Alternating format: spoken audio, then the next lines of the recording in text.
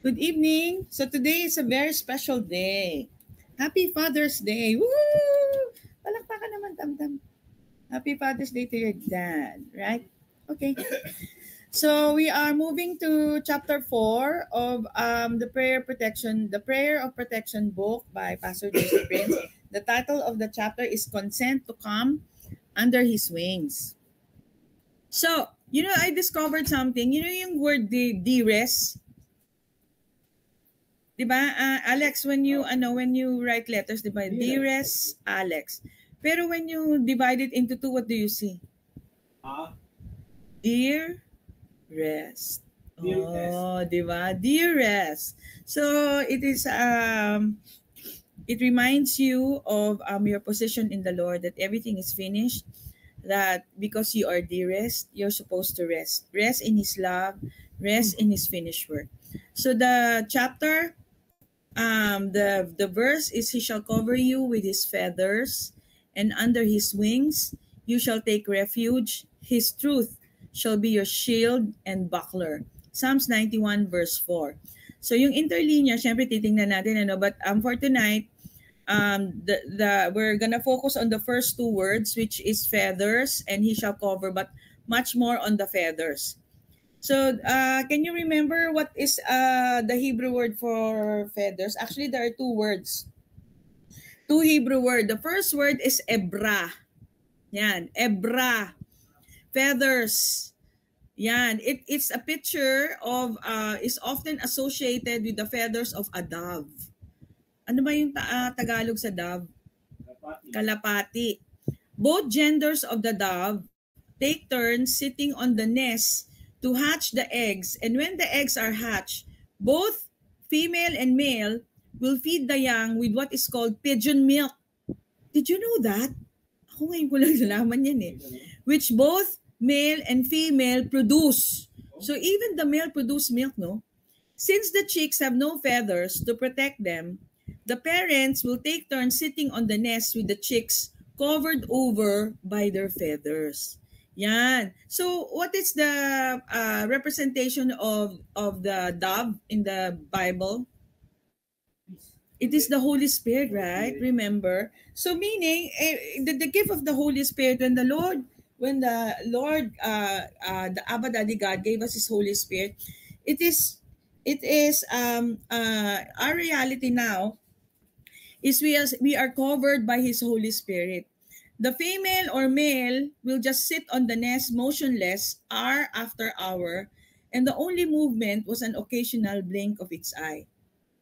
No, it's a picture of the Lord never leaving you, never forsaking you. It is fitting, as the psalmist follows the bird motif of Psalms 91, that he would reference the protection of its feathers. It takes two birds working in two shifts to guard their young, but it takes only the Lord to lovingly watch over us 24/7 every day. We have His undivided attention, and He will never leave us nor forsake us. He will not move from His guard post. We are under His constant protection or constant surveillance. If there's any threat out there, it has to go through Him before it ever reaches you. Hallelujah. Ebra. So, ebra is the word for feathers, diba? Feathers. It comes from the Semitic root word eber, which means the feather of a dove, feathers of a dove. However, it is rooted in the Akkadian word abaru, which is the word for being firm, fixed, strong, and immovable. Hence, its emphasis is not just the feathers of the dove, but it's a picture of the dove covering its young with its feathers and sitting over them, protecting them, being firmly planted over them and immovable. The Jewish sages apply this word to the idea of covering for protection. So this is the reason why I'm putting pictures there, so that you and I will have this mental understanding that indeed the Lord covers you with His feathers, who's the Holy Spirit, 24/7. Si Rabbi Samson Hurst, which we often refer to, a 19th century linguist master in the Hebrew and Semitic languages, related the word the ebra to the idea of covering and concealing or hiding away. This creates the poetic connection to verse 1, which is Psalms 91 verse 1, diba? He who dwells in the secret place of the Most High, secret place of the Lord, dwelling in the shadow of his wings of the Almighty. Samson Hirsch also relates eber to barar, which means to cleanse and purify, which poetically relates back to verse 2, and the reference to the kasa or refuge, which also means atonement. Remember yung lesson natin, yung cities of refuge is actually cities of atonement. And who is our atonement? It's the Lord, who? The Lord Jesus Christ. So this verse goes on to say that under his kanaf, another word for wings, but more with the idea of wings spread out to be covering rather for protection, we will find kasa, a refuge or atonement. And the Talmud teaches that there are no synonyms in Hebrew. Children, ngayon ko lang din nalaman to. There are no synonyms in Hebrew. There are no synonyms. So if you have two entirely different words which means the same thing, they do not mean exactly the same thing. There has to be some difference. The eber is rendered as wings and the word kanaf is also rendered as wings. There must be some difference between the two. Kanaf, remember na aral natin to in chapter 2, no? Has the idea of a skirt or the corner of a garment that flaps in the wind. Thus, this has the idea of a flapping of the wings. So it is under the flapping of his wings that we take refuge or find our atonement. Remember yung kanaf, no? Wings is kanaf, which means not much more than wings. In its Semitic origins, however, it is a word for the sound the bird makes when he flaps his wings, which sounds almost like speaking but unintelligible words. Remember, this is the nigams, which in the New Covenant is equivalent to speaking in tongues. So the word has been related to nigams. The anigam is the singing of nonsensical words. So when we speak in tongues, the purpose in singing nonsensical word is to block out your flesh and allow the Holy Spirit to speak in purity to God's Spirit. Hallelujah. So how do we have this conscious awareness that He is with us when we speak in tongues? Hallelujah. Kurabaya shikarabalayande. So, kanaf, the flapping of wings, comes from an old Persian word which has the idea of guards, yung mga strong guards, Persian guards, thrusting the people or objects they are protecting into a corner, and then spreading their arms around the individuals or objects, placing themselves as human shield for their protection. So, we not only have a picture of a God covering us and concealing us from danger. If that danger thus approach and discover us, He will put us in a corner, spread His wings around us, and be a shield to protect us from that danger as it comes. In Jewish literature, where kanaf has the idea of concealing from view, if an enemy approaches us, all he will see is God standing there, not us. Hallelujah. So when you speak in tongues, no, literally you are being so aware that God is God has placed you in a corner and is shielding you.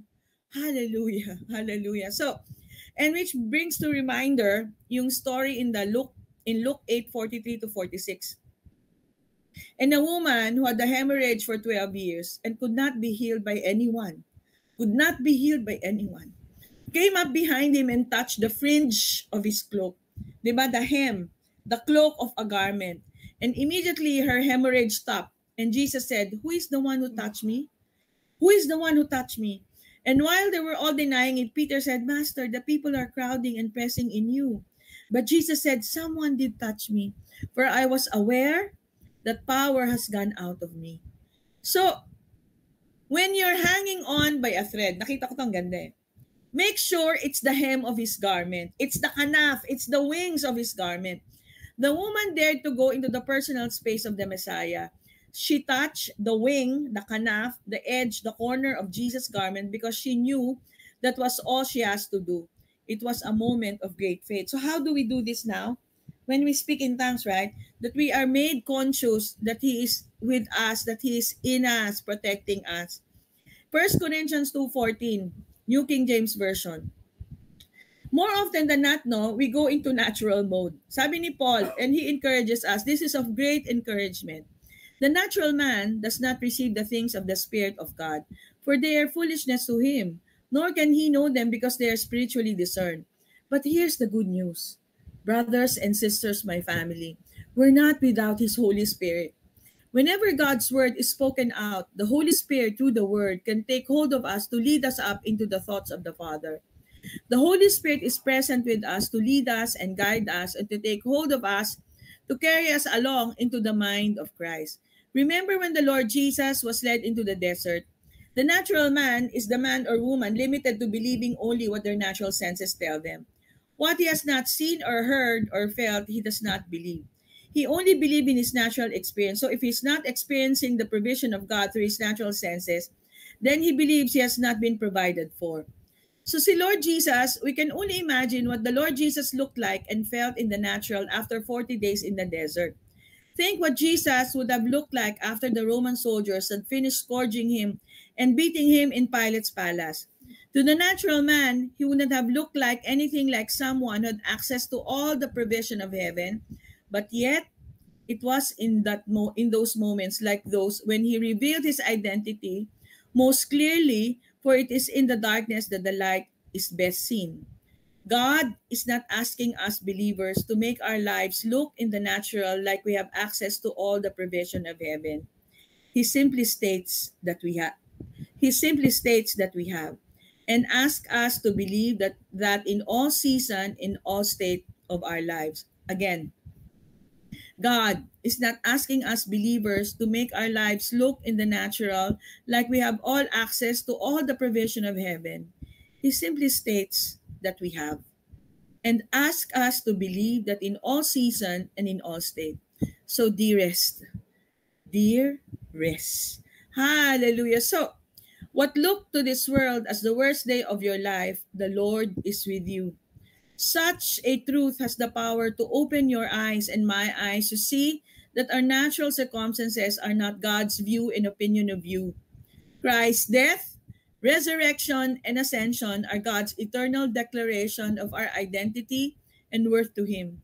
No matter what this world does to you, only you through unbelief can rob yourself of living as a blessed child of God in all seasons. In 2 Corinthians 5:2-4, for in this we groan, earnestly desiring to be clothed with our habitation which is from heaven.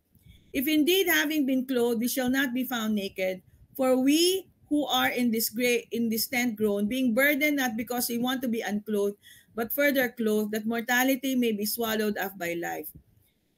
So, yung mga moments of moments of exasperation, moments of unbelief, ganyan. 1 Corinthians 15:54. Paul tells us that when this corruptible has put on incorruption and this mortal has put on immortality, then shall be brought to pass that saying that is written, death is swallowed up in victory. Isaiah said in 25 verse 8, that he will swallow up death forever, and the Lord will wipe away tears from all our faces. The rebuke of his people he will take away from all earth, for the Lord has spoken. When did Isaiah say that death would be swallowed up forever? When? Isaiah said in verse 9, chapter 28, that it would happen in the day of salvation. Praise the Lord! In 2 Corinthians 6:2, the Apostle Paul said that now, today, not tomorrow, is the day of salvation. We no longer need to groan or feel burdened, no longer longing to be clothed with our heavenly dwelling, our permanent splendor of the heavenly body, wanting to be further clothed in order that mortality may be swallowed up by life. Jesus already did this for us. He swallowed death forever. His resurrection life is in us. The immortal one lives in us. As he is, so are we in this world. Immortality now, the day of salvation has already come. It is finished. So, what is the exhortation of the Lord to all of us, family, time and again, for how many months now? Be in great consciousness that He is with you. Christ consciousness means awakening to the Christ, that the Son who is in us. Christ in us. Christ consciousness is simply being aware of the Christ that Paul said was in all of us. Some are aware, but some also are going to be aware shortly. It is the awareness of Christ in us. Who is Christ? Peter said, Jesus is the Christ, the Son of the living God.